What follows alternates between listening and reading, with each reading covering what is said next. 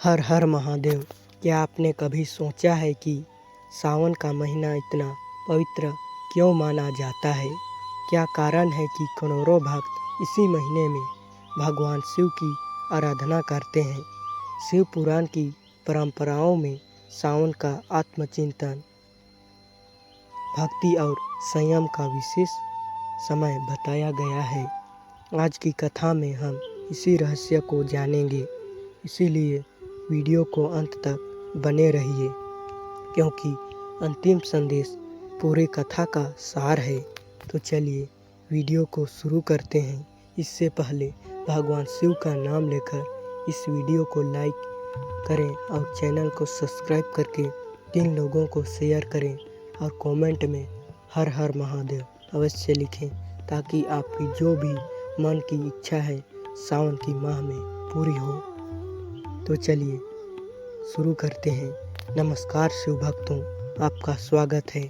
आज हम शिव पुराण की परंपराओं से प्रेरित एक कथा सुनानेंगे जा रहे हैं, जिसमें भगवान शिव माता पार्वती को बताते हैं कि सावन का महीना केवल पूजा पाठ का समय नहीं, बल्कि मन, वचन और कर्म को शुद्ध करने का अवसर भी है।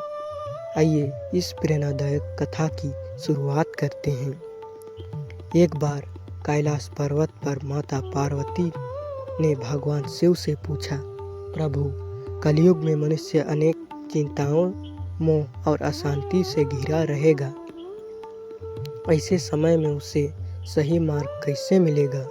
भगवान शिव मुस्कुराए और बोले, देवी, जब मनुष्य का मन संसार की भाग दौड़ से उलझ जाता है, तब उसे अपने भीतर झांकने की आवश्यकता होती है। इसीलिए सावन का महीना आत्मचिंतन और भक्ति का विशेष अवसर माना जाता है। महादेव ने कहा कि इस समय केवल मंदिर जाना ही पर्याप्त नहीं, बल्कि अपने व्यवहार को भी बेहतर बनाना चाहिए। पहला संदेश, अपने मन को शांत करो।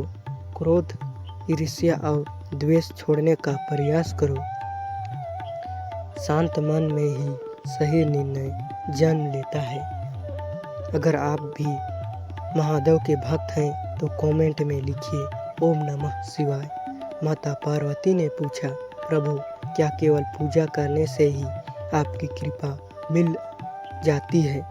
महादेव बोले, नहीं देवी, पूजा के साथ अच्छे कर्म भी आवश्यक हैं। जो व्यक्ति दूसरे की सहायता करता है, सत्य बोलता है और अपने कर्तव्य का पालन करता है, वही भक्ति का वास्तविक अर्थ समझता है। दूसरा संदेश, सेवा और करुणा। जो दूसरों का दुख समझता है, उसका हृदय धीरे धीरे निर्मल होता है। अब महादेव ने तीसरा रहस्य बताया।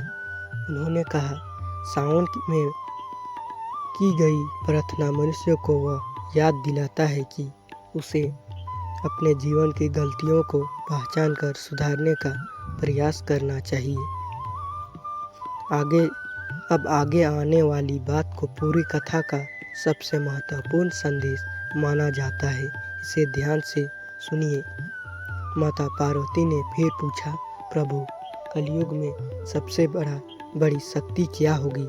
महादेव बोले, श्रद्धा और धैर्य। उन्होंने समझाया कि कठिन समय में हर व्यक्ति को जीवन में आता है, लेकिन जो धैर्य नहीं छोड़ता और अच्छे कर्म रहता है, वह भीतर से मजबूत बनता है। महादेव ने आगे कहा, सावन का रहस्य केवल जल अर्पित करने का नहीं, बल्कि अपने भीतर अहंकार, क्रोध, लोभ को कम करने में प्रयास करना चाहिए। यही कारण है कि भक्त इस महीने में व्रत, जप, दान और संयम का पालन करने का संकल्प लेते हैं। इन परंपराओं का उद्देश्य मन को अनुशासित करने और जीवन में सकारात्मक परिवर्तन लाना है।